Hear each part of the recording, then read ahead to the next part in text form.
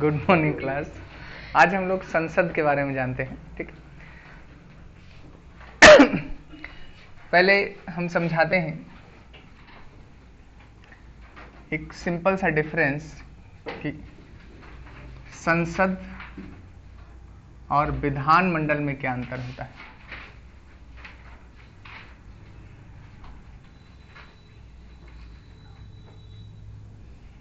इसे इंग्लिश में हम लेजिस्लेचर बोलते हैं और इसे क्या हम कहते हैं, पार्लियामेंट, ठीक है। अगर हम एक वर्ड शब्द में अंतर जानना चाहते हैं तो देखिए, किसी भी देश की जो सरकार का विधि बनाने का जो अंग होता है उसे हम क्या कह देते हैं, विधानमंडल। यानी जो लॉ मेकिंग या कानून बनाने का काम जो भी संस्था करे किसी भी देश में, वो से हम क्या कहते हैं, विधानमंडल। इसका मीन्स ये हम कहें तो ये कैसा है, एक कॉमन नाउन है। कॉमन नाउन का मीन्स ये है कि हर देश में एक विधि बनाने वाली संस्था होगी और उसे हम क्या कहेंगे, विधानमंडल। जैसे उसी विधि बनाने वाली संस्था को हम भारत में क्या कहते हैं, संसद कहते हैं। तो संसद क्या हो गया, एक व्यक्तिवाचक संज्ञा हो गया। इसे अभी थोड़ा और स्पष्ट करने के लिए तब समझ में आ जाएगा, जैसे हम कहें कि अमेरिका की विधानमंडल को हम क्या कहते हैं, तो उत्तर होगा कांग्रेस। बात समझे। ऐसे ब्रिटेन की विधानमंडल को तो हम पार्लियामेंट कहते हैं। भारत में भी उसे इंग्लिश में पार्लियामेंट और हिंदी में क्या कह देते हैं, संसद। तो हमें समझना यह है कि अगर अब यहां पूछे कोई कि संसद क्या है, तो हम क्या कहेंगे कि भारत में केंद्र सरकार का विधायी अंग संसद कहलाता है। भारत में केंद्र सरकार का विधायी अंग क्या है, संसद है। तो अब तुम्हें विधानमंडल में अंतर समझ आ रहा, और संसद हम किसे कह रहे हैं, किसका ये अंग है, केंद्र सरकार का। किसका अंग है, केंद्र सरकार का। और कौन सा अंग है, विधायी अंग है।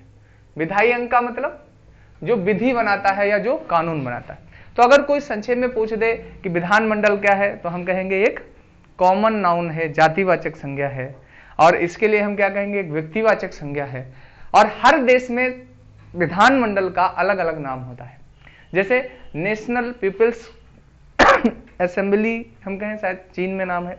जातीय संसद ऐसे बांग्लादेश में है, मजलिस ईरान में है, ठीक है। तो हर जगह विधानमंडल का क्या होता है, अपना अपना नाम होता है। ऐसे ऑस्ट्रेलिया में भी उसे हम पार्लियामेंट कह देते हैं। जैसे हमारे यहाँ कहते हैं पार्लियामेंट, वैसे ऑस्ट्रेलिया में, ब्रिटेन में क्या कहते हैं, पार्लियामेंट। तो पहला आपको ये समझ में आया कि हम जो पढ़ने जा रहे हैं वो क्या है, एक व्यक्तिवाचक संज्ञा है। तो अब केवल संसद हेडिंग बना के लिखेंगे और उसमें लिखेंगे केंद्र सरकार के विधायी अंग को संसद कहते हैं। केंद्र सरकार के विधायी अंग को संसद कहते हैं।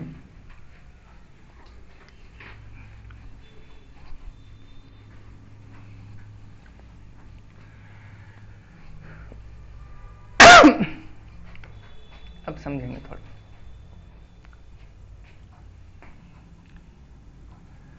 जब मैंने ये बताया कि केंद्र सरकार के विधायी अंग को हम संसद कहते हैं, तो पार्लियामेंट समझना है हमें। हम इसमें क्या क्या आपको पढ़ाने वाले हैं। सबसे पहले हम इसका समझाएंगे कि इसका गठन कैसे होता है। दूसरा टॉपिक हमें इसमें समझना, इसकी संरचना कैसे है, क्या है, मतलब स्ट्रक्चर हम देखेंगे। यहां से क्वेश्चन पूछा जाता है। फिर इसके अधिकारी से क्वेश्चन पूछा जाता है। इसके अधिकारी कुछ हमें पढ़ने हैं, जिन्हें हम पीठासीन अधिकारी, आपने सुना होगा, लोकसभा अध्यक्ष सुना है, उपाध्यक्ष, राज्यसभा के सभापति, उपसभापति, ये सब हम इसमें पढ़ेंगे। फिर हम इसमें पढ़ेंगे कि इसके कार्य क्या क्या है, इसकी शक्तियां भी पढ़ेंगे हम, और हम कहें कि इसकी कुछ भूमिकाएं पढ़ेंगे। अगर हम कहें संक्षेप में तो पूरी पार्लियामेंट में हम आपको ये पिलर्स ही पढ़ाने वाले हैं, टॉपिक वाइज, ठीक है। 6 पिलर हमें अगर हम समझ लें तो पूरी पार्लियामेंट हमें समझ में आ जाती है कि पार्लियामेंट का गठन कैसे होता है, संरचना क्या है, अधिकारी कौन है, इसके कार्य क्या है। जैसे हम बताएंगे कार्य में क्या, ये विधि निर्माण का कार्य करेगी। तो विधि निर्माण में विधि निर्माण की प्रक्रिया हम देखेंगे। प्रक्रिया में क्या है कि जैसे कुछ सत्र होंगे, बजट सत्र सुने होंगे, मानसून सत्र सुना होगा, शीतकालीन सत्र सुना होगा, इनकी सिटिंग्स कैसे होती हैं, स्थगन वो कौन कौन से प्रस्ताव आते हैं, कटौती प्रस्ताव, अविश्वास प्रस्ताव, समझ रहे हो, है ना, कंगारू प्रस्ताव, ग्लूटीन प्रस्ताव, बहुत से हम लोग पढ़ेंगे। तो ये सब चीजें हम देखेंगे। फिर हमने बताया कुछ इनके पास पावर्स होती हैं एक्स्ट्रा, जैसे कार्यपालिका को कैसे नियंत्रित करेंगे, है ना, न्यायपालिका के लिए भी क्या करेंगे, सबको मतलब नियंत्रित कैसे करेंगे उसके बारे में। और फिर कुछ अन्य भूमिकाएं और कुछ परंपराएं भी हम देखेंगे कि पार्लियामेंट्री सिस्टम में हमारे यहाँ कौन कौन सी कुछ ट्रेडिशनल चीजें डेवलप होंगी। तो हम सबसे पहला टॉपिक डिस्कस करने जा रहे हैं संसद का गठन। हेडिंग बना लीजिएगा, संसद का गठन।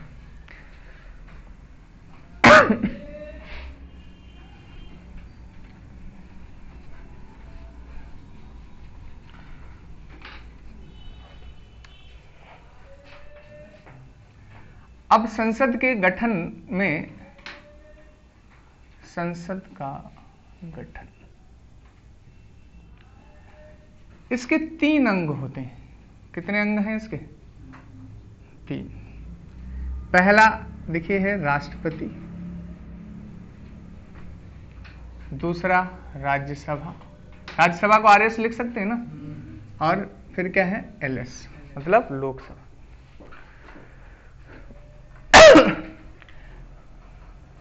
गठन में कभी पूछे जाए तो गठन कितने से मिलकर होता है? 3 अंग। अब ध्यान से समझें। पहला अंग इसका हमने क्या बताया है? राष्ट्रपति। इसके बारे में कुछ बातें जानना है। जैसे अगर पूछा जाए क्या यह संसद का सदस्य होता है, तो हमारा आंसर होगा नहीं, ठीक है। फिर भी इसे हमने संसद का अंग माना है, और साथ में इसे हमने बहुत अहम भूमिकाएं दे रखी हैं। जैसे कुछ चीजें हम बताते हैं। पहला, हमें पता है जब तक ये स्वीकृति ना दे तब तक कोई भी कानून क्या नहीं बन सकता, मतलब कोई भी विधि जो है वो कानून में परिवर्तित नहीं हो सकती। समझे ना, कोई भी लॉ एक्ट नहीं बन सकता, ठीक है। तो इसकी स्वीकृति क्या है? कंपलसरी है। फिर दूसरी चीजें ये है कि ये बैठकों को भी क्या कर सकता है? आहूत कर सकता है। जैसे आपने सुना होगा कि संयुक्त बैठक राष्ट्रपति बुला सकता है, बात समझ रहे हैं? तो ये बैठकें क्या करेगा? बुला सकता है। दूसरा आपको ये भी पता होगा कि ये सत्र बुला भी सकता है, और सत्रावसान मतलब क्या है? पूरे सत्र को समाप्त भी कर सकता है।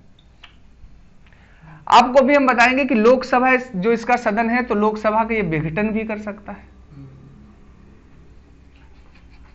तो इसके बहुत अहम काम, मतलब क्या है?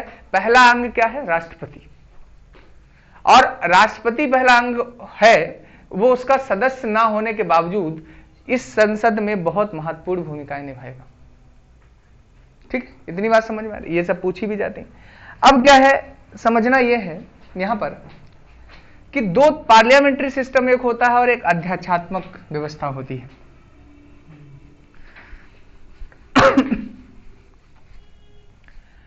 हम तुलना कर रहे हैं यहां पर, थोड़ा कंपैरिजनल समझिएगा। ये इंडिया की स्थिति है, ये ब्रिटेन की है, और ये यूएसए की है, ठीक है। यहां पर हमने इसे पार्लियामेंट ही कहा है, यहां पर भी हम क्या कह देते हैं? पार्लियामेंट ही कहते हैं। और यहां आपको पता है उसी को हम क्या नाम दे देते हैं? कांग्रेस। किसे हमने नाम ये दिए हैं? ठीक। अब इसमें हमने क्या बताया कि किससे मिलकर बनता है? प्रेसिडेंट। यहां पर इसी तरीके से होता है ताज, ठीक। यहां पर दूसरा निकाय हमने क्या बताया? राज्यसभा होता है।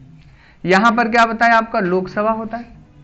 और यहां अगर हम देखें तो हम कहेंगे कि हाउस ऑफ लॉर्ड्स, और यहां पर होगा हाउस ऑफ कॉमन्स। मतलब पहला, दूसरा और तीसरा। ध्यान से समझिए। कांग्रेस का अंग प्रेसिडेंट नहीं होता अमेरिका में, मतलब ये यहां पर प्रेसिडेंट जो होगा वो इससे अलग होगा। यहां कांग्रेस में केवल 2 ही होते हैं। कौन कौन से होंगे? पहला एक होगा सीनेट। कौन होगा? सीनेट। और एक होगा हाउस ऑफ रिप्रेजेंटेटिव। रिप्रेजेंटेटिव। ठीक, तो ये समझ। तो क्या क्या आपको समझ आया? इन दोनों देशों में पार्लियामेंट्री सिस्टम है। कैसा है? पार्लियामेंट्री। तो पार्लियामेंट्री सिस्टम में आप देखेंगे तो ये क्या निभाया जाता है? हमेशा विधायिका के प्रति कार्यपालिका उत्तरदायी होगी, और कार्यपालिका का मेन अंग है प्रेसिडेंट, और इसीलिए प्रेसिडेंट को विधायिका का हिस्सा ही बना दिया गया। बात समझे? लेकिन यहां पावर सेपरेशन का रूल लगता है यूएसए में, और कहा जाता है विधायिका और कार्यपालिका परस्पर पृथक होंगे। बात समझ? और इसीलिए प्रेसिडेंट को इसका अंग बनाया नहीं है। ठीक, अब याद क्या रखेंगे? यहां पर बहुत अच्छी चीज, इसका मीन यह है कि वहां जो राष्ट्रपति बन जाएगा वो स्वतंत्र होकर कार्य करेगा। बात समझ? और हमारे यहां जो राष्ट्रपति भी बन जाएगा या जो भी का सरकार में होंगे वो परस्पर एक दूसरे के प्रति जिम्मेदार होते हैं, रिस्पॉन्सिबल होते हैं। तो पहले अंग से समझ आए, तुलना समझ आ रही है कि ब्रिटेन में क्या चल रहा है, यूएसए में क्या चल रहा है और हमारे यहाँ क्या चल रहा है। हमारे यहाँ वही सिस्टम एजिट कॉपी किया गया है जो कहाँ चल रहा है। अब वैसे भी हमने संसदीय प्रणाली ली कहाँ से है? ब्रिटेन से ली। लेकिन यूएसए में क्या याद रखना, एक सेंटेंस याद बहुत पूछा गया है कि यूएसए का जो प्रेसिडेंट होता है वो कांग्रेस का अंग नहीं होता है, या हम कहें विधानमंडल का अंग नहीं होता है। बात समझ में आ रही? ठीक, तो पहला ये समझना है आपको।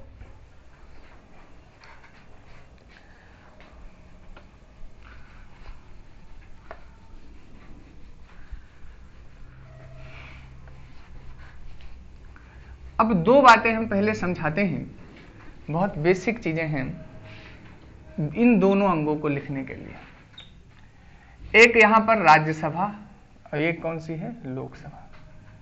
ठीक है, आपने देखा होगा कि इसे हम कहते हैं स्थायी सदन, कहते हैं इसका एक नाम। दूसरा इसे हम उच्च सदन कहते हैं। तीसरा इसे हम दूसरा सदन कहते हैं। और चौथा इसे हम संघीय भी कहते हैं। इसे एक तो हम अस्थायी कह देते हैं, इसे निम्न सदन कहते हैं, और इसे प्रथम सदन कहते हैं, और इसे लोकप्रिय सदन कहते हैं।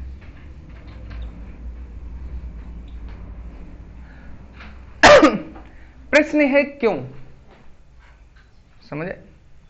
तो अब देखिए क्या है, समझ लेंगे। 1-2 तो बहुत इजी हैं जो आप इजीली समझ सकते हैं। इसका विघटन नहीं होता तो इसे हमने क्या कह दिया? स्थायी सदन। इसका विघटन हो सकता है, हर 5 वर्ष पे सामान्यतः गठन होता है, तो हमने क्या कह दिया? अस्थायी। यहां पर समझने वाली कि इसे उच्च सदन किस आधार पर कहा जाता है अगर कोई कह दे तो यह माना जाता है शैक्षिक दृष्टिकोण से। किस दृष्टिकोण से? शैक्षिक। यह माना जाता है कि इसमें ज्यादा पढ़े लिखे व्यक्ति पार्टिसिपेट करते हैं राज्यसभा में, और लोकतांत्रिक व्यवस्था होने के कारण निम्न सदन में आपको पता है कुछ अयोग्य लोग भी पार्टिसिपेट कर जाते हैं। और आपको पता है हमारे यहाँ राजनेता बनने के लिए कोई एलिजिबिलिटी तय नहीं की गई, यानी हमें नौकरी ग्रुप डी की भी पानी है, तब भी एक एजुकेशनल एलिजिबिलिटी मिनिमम क्राइटेरिया है, लेकिन राजनेता बनने के लिए कुछ है। लोकतंत्र की खासियत है कि जनता अपना जिसे भी प्रतिनिधि चुन ले वही व्यक्ति क्या हो जाएगा? अरे वही मतलब सर्वे सर्वा बन जाएगा उस दौरान उस क्षेत्र का। ठीक है, तो शैक्षिक दृष्टि की वजह से आप कोई पूछ दे कि भाई इसे निम्न क्यों कहा, इसे उच्च क्यों कहा, तो ये माना जाता है इसमें जैसे हम बताएंगे कि 12 सदस्य राष्ट्रपति मनोनीत करेगा ऐसे एक्सपर्ट को जो कला से होंगे, जो साहित्य से होंगे, जो समाज सेवा से होंगे, जो विज्ञान से होंगे। बात समझ रहे?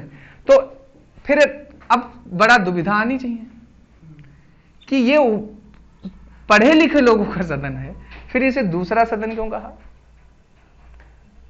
और ये वैसे लोगों का सदन है तो इसे प्रथम सदन क्यों कहा? तो क्योंकि हमारे डेमोक्रेटिक सिस्टम है, और डेमोक्रेटिक सिस्टम में आपको पता है ये लोग चुनकर जाते हैं और इनके पास ही पावर, ये हम कहें तो शक्ति के आधार पर डिवीजन है। पावर किसके पास ज्यादा है? लोकसभा के पास। आगे तुलना करवाएंगे, हमने पिलर में लिखा है कि शक्ति या कार्य, तो वहां पर देखेंगे लोकसभा के पास शक्तियां क्या है? ज्यादा है। तो शक्ति के आधार पर क्लासिफिकेशन में ये प्रथम सदन माना जाएगा और ये क्या माना जाएगा? दूसरा सदन। इसमें सब जनता द्वारा चुन, डायरेक्ट जनता वोट करती है जिन प्रतिनिधियों को चुनकर भेजेंगे, तो इसलिए इसे लोकप्रिय सदन कहा जाता है। बात समझ रहे? और यहां पर अगर हम बात करें तो यहां राज्यों के प्रतिनिधि जा रहे हैं, तो इसे हम क्या कहेंगे? संघीय सदन। तो ये चार नामों में सबको क्लियर है कि स्थायी किसे कहेंगे, उच्च सदन किसे कहेंगे, दूसरा सदन किसे कहेंगे, संघीय सदन किसे। इधर क्या? अस्थायी, निम्न सदन, प्रथम सदन और लोकप्रिय सदन। ठीक, इतनी बात क्लियर। अब एक फैक्ट और, जब हम लोग 1952 में हमारी पहली बार राज्यसभा का गठन हुआ, तब उसे हम राज्य परिषद कहते थे। क्या कहते थे? राज्य परिषद। दिख रहा है? अच्छा, 1952 में हम इसे क्या कहते थे? राज्य परिषद। अब दिख रहा है? चलिए, ठीक है। और ये नाम कब किया हमने? तो 1954 से हमने उसे क्या कहना शुरू किया? ठीक है। और लोकसभा को हम क्या कह देते थे? जनता का सदन। क्या कह देते थे? जनता का सदन। और हमने लोकसभा कब से शुरू किया? 1954। यानी ये वनडे एग्जाम में एक और प्रश्न पूछा गया है कि लोकसभा को जनता का सदन कब कहना लोकसभा कब कहना शुरू किया? तो 1954 में। और राज्य परिषद को राज्यसभा कब कहना शुरू किया हमने? ठीक, तो इतनी बात समझ में आ रही? चलिए,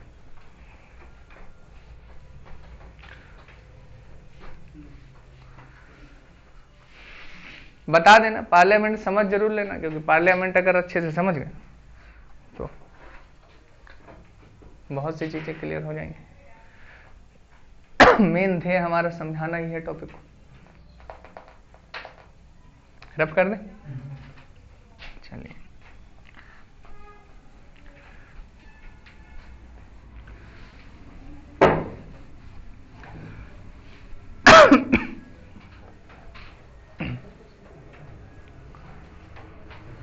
अब हम समझाते हैं आपको। तो आपने गठन टॉपिक कंप्लीट कर लिया। अगर कोई पूछे गठन किससे होता है, तो संक्षेप में क्या बताओगे? 3, राष्ट्रपति, राज्यसभा और लोकसभा। क्लियर? दूसरी बात, अगर आपसे कोई पूछ दे कि तुलना किसके समान हमने गठन किया है? ब्रिटेन के समान। क्या राष्ट्रपति अंग है? नहीं। ठीक, अब जो हम लोग समझने जा रहे हैं वो संरचना।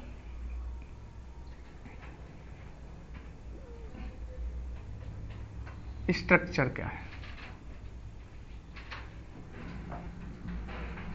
और पहले जो संरचना हम समझाने जा रहे हैं वो आपको राज्यसभा की।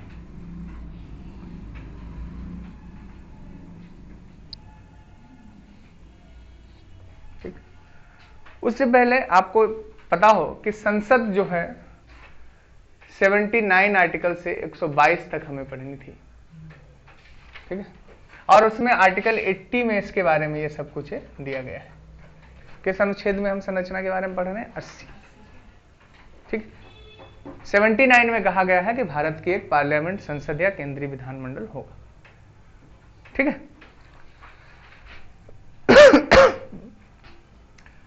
इसमें 3 क्लासिफिकेशन हम समझाते हैं। पहला एक हमारे संविधान में क्या लिखा है। ठीक, ध्यान रखेंगे अगर ऐसे पूछे जाए। अच्छा, आप बताइएगा, पहले आप लोग खुद प्रश्न बताओ। अगर सामान्यतः ये प्रश्न पूछा जाए कि राज्यसभा में कुल कितने सदस्य हैं?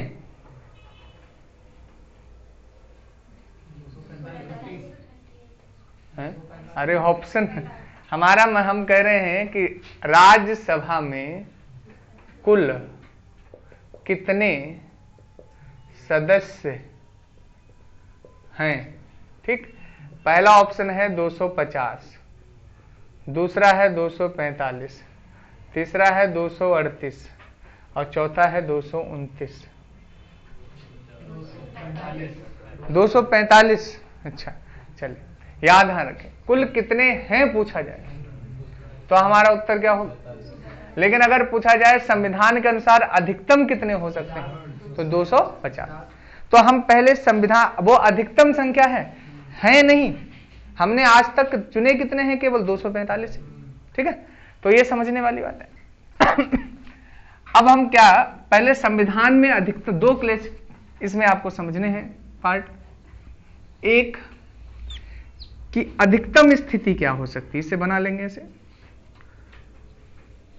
अधिकतम 250।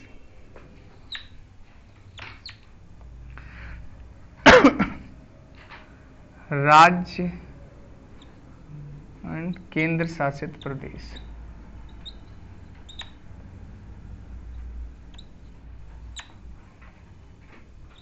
नामित। 250 में राज्य और केंद्र शासित से कितने आएंगे, 238, ठीक है, देख रहा है। और नामित कितने होंगे, 12 होंगे, ठीक है। इतनी बात क्लियर सबको? कोई डाउट यहां तक? चलिए अच्छी बात है, कोई डाउट नहीं।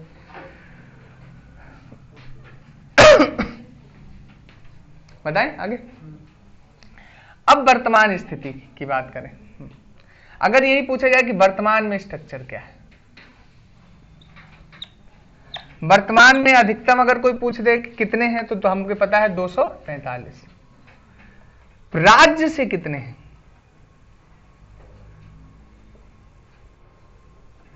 और केंद्र शासित प्रदेशों से कितने हैं, और उसके बाद नॉमिनेटेड कितने हैं, नामित कितने हैं। कोई बताएगा राज्य से कितने? किसी को नहीं पता है, हमें पता है क्लास में। कोई बता दे राज्यों से कितने, बताइए। फिर एक बहुत खूबसूरत ऑफर देंगे आपको। 230 है?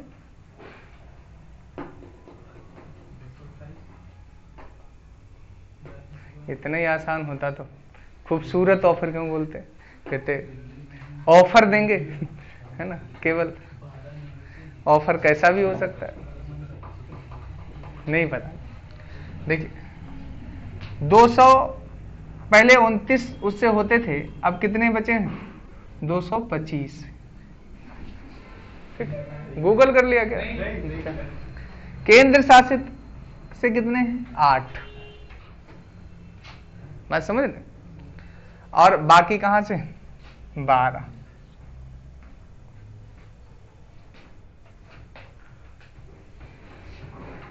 ठीक। और केंद्र शासित में 3 ही से हैं, एक दिल्ली, पुदुचेरी और जम्मू कश्मीर। दिल्ली, पुदुचेरी और जम्मू कश्मीर।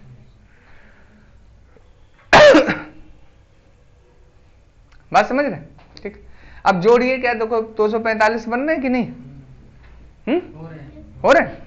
अब ऐसे समझिए, जब तक जम्मू कश्मीर नहीं बना था तब तक यहां से कितने हो जाते थे, 229, मतलब वर्तमान में यहां दोनों जगह से। लेकिन जम्मू कश्मीर की जो 4 सीटें हैं अब वो किसमें चली गई, केंद्र शासित प्रदेश। तो इन 4 सीटों का ही तो वर्तमान अगर राज्य पूछ लिए तो कितने बताएंगे, पीछे से इस तरीके के फैक्ट उठा के लाता है, समझे थोड़ा। केंद्र शासित में कितने, 8, और राष्ट्रपति कितने मनोनीत करेगा, 12। ठीक। तो केंद्र शासित याद रहेंगे दिल्ली, पुदुचेरी और कहां से, जम्मू कश्मीर। यानी सभी केंद्र शासित प्रदेशों को प्रतिनिधित्व राज्यसभा में नहीं दिया गया है। बात क्लियर? ठीक, चलिए। ये हमने आपको बताया, संख्या क्लियर की। संख्या में किसी को कोई डाउट हो तो पूछिए। अच्छा,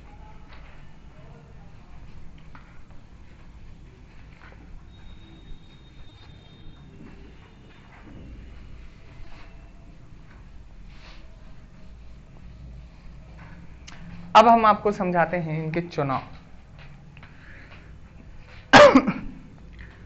देखिए चुनाव में हम क्या क्या समझेंगे? पद्धति, ऐसे ही बना लिया करिए, प्रकार, 2 बातें।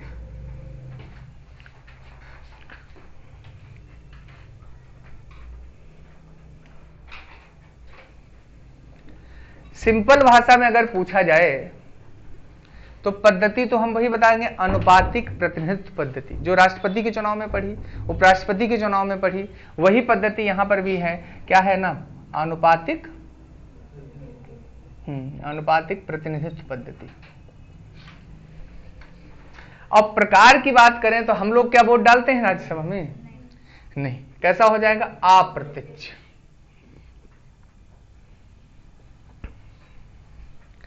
बात क्लियर?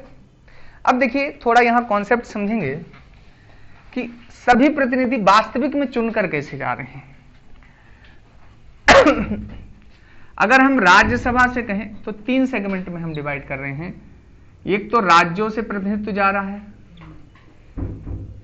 ध्यान से समझते जाइए, और एक दूसरा केंद्र शासित से जा रहा है, यूटी जिसे कहते हैं, और तीसरा क्या हो रहे हैं? नामित हो रहे हैं, नॉमिनेटेड। राज्य में कौन वोट डालेगा? तो विधानसभा के सदस्य डालेंगे, यानी इनका निर्वाचक मंडल किससे मिलकर बनता है? विधानसभा के सदस्यों से। भाई राष्ट्रपति में निर्वाचक मंडल पढ़ाए थे कि नहीं? लेकिन फिर केंद्र शासित प्रदेशों में क्या है? इनके लिए कहा जाता है विशेष निर्वाचक मंडल तैयार किया जाता है, विशेष निर्वाचक मंडल तैयार किया जाता है। और इसका काम केवल इतना ही रहता है कि वो बस उन सदस्यों को चुनकर भेज दे। बात समझ? हालांकि विधानसभाएं भी हैं इन केंद्र शासित प्रदेशों में, वो लोग भी पार्टिसिपेट करते हैं, लेकिन कुछ अन्य सदस्यों को भी पार्टिसिपेशन दिया जाता है। तो समझ पा रहे यहां कौन वोट कर रहा है? विधानसभा के सदस्य। यहां विधान पर जो सभाएं हैं उनके अलावा कुछ और मेंबर्स को भी, तो इसे क्या कहा जाता है? विशेष निर्वाचक मंडल। और नामित में हमने बताया राष्ट्रपति 12 सदस्यों को नामित करेगा। 4 क्षेत्र होते हैं, एक कला का होगा, एक साहित्य का होगा, और एक विज्ञान का होगा, और एक समाज सेवा होगा। तुम लोगों में से कोई न कोई राज्यसभा जरूर पहुंचेगा, ऐसे हम उम्मीद करते हैं, है ना?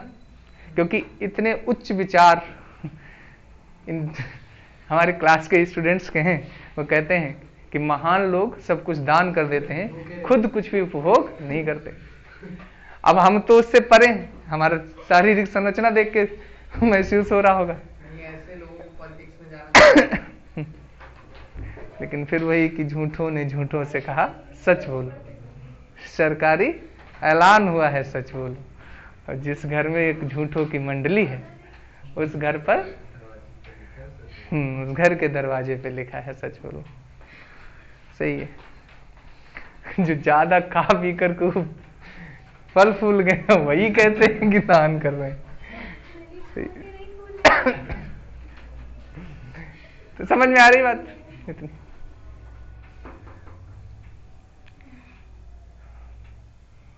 तो पद्धति समझ लिया, प्रकार समझ लिया, कैसे जाएंगे ये समझ में आ गया। किसी को दिक्कत है? समझ चलिए,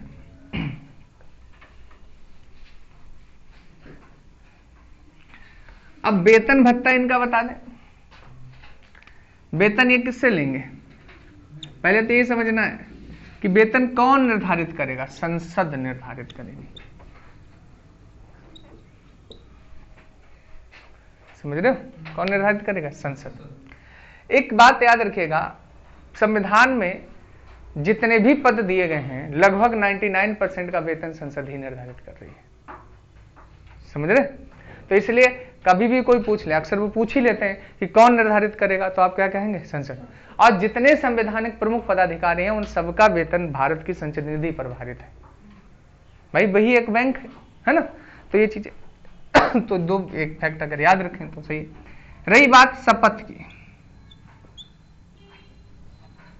शपथ किसके समक्ष ले लेंगे बताइए?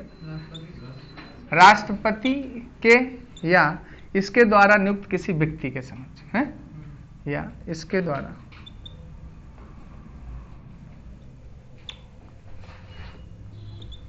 नियुक्त किसी व्यक्ति के समक्ष।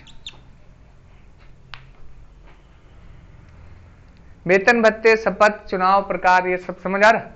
अब इंपॉर्टेंट है इसकी अवधि। कार्यकाल या पदावधि का कॉन्सेप्ट समझें थोड़ा सा।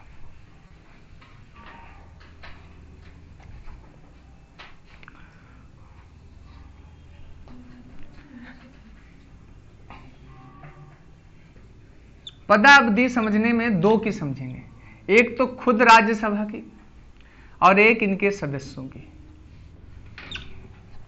राज्यसभा को तो हमने बता ही दिया, ये स्थायी सदन है। जैसे लोकसभा का कार्यकाल पदावधि 5 वर्ष बताएंगे, लेकिन ये स्थायी है तो आप क्या कहेंगे? स्थायी सदन है तो कोई होगी पदावधि नहीं, ये स्थायी सदन है। सदस्यों की पदावधि के बारे में संविधान में उल्लेख नहीं है। कहां उल्लेख नहीं है? संविधान में उल्लेख नहीं है। फिर उल्लेख कहां किया गया?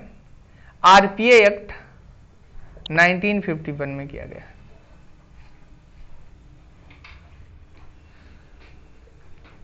और कहा गया कि इनका कार्यकाल 6 वर्ष का होगा। कितना होगा कार्यकाल? 6 वर्ष का।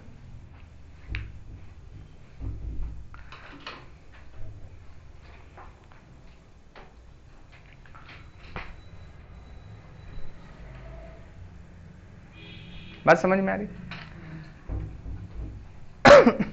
यहां तक किसी को कोई पॉइंट में कंफ्यूजन? मैं क्लेसिफाइड करके समझा रहा हूं। अब अच्छा खुद सोचकर देखिए, जब पहली 1952 में राज्यसभा बनी होगी तो फिर 6 वर्ष पर कैसे? कुछ बातें और कहीं कहीं वो भी बता दें तो समझ आ जाए थोड़ा सा। ये जितने भी लोग कहा गए इसमें, फिर ये कहा गया कि अच्छा पदावधि इतनी है, तो कहा 1/3 सदस्य हर 2 वर्ष पर क्या होंगे? सेवानिवृत्त होंगे। लिख लीजिए, कुल सदस्यों का 1/3 प्रति 2 वर्ष पर सेवानिवृत्त मतलब रिटायर होंगे।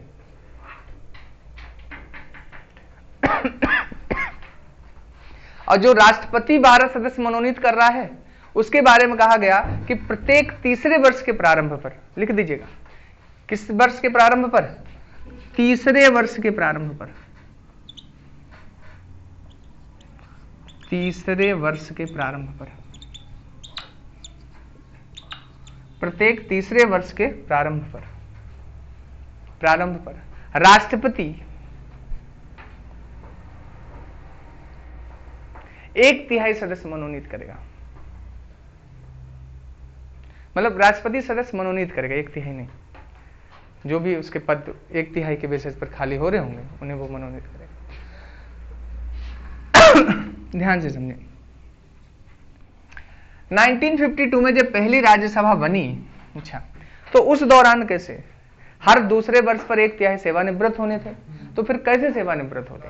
ठीक, तो आप सुन लिया थोड़ा, हमें पता है जितना उड़ रहे, जो सिस्टम को समझे थोड़ा सा।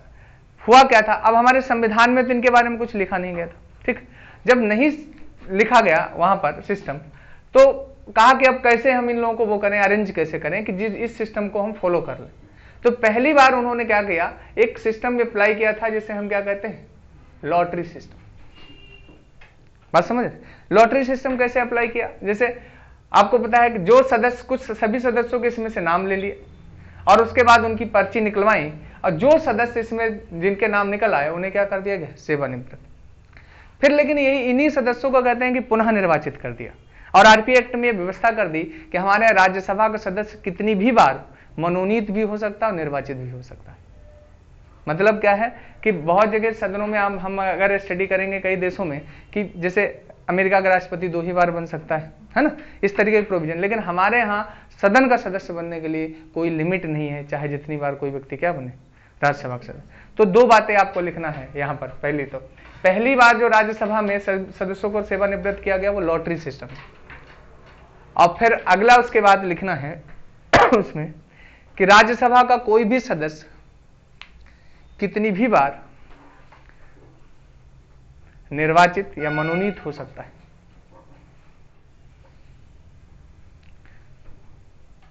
कितनी भी बार निर्वाचित या मनोनीत हो सकता है।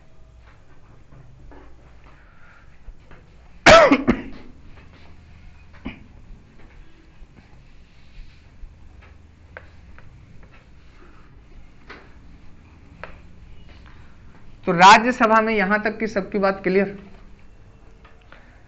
अब बची हैं राज्यसभा सदस्यों की योग्यताएं और निर्भरताएं।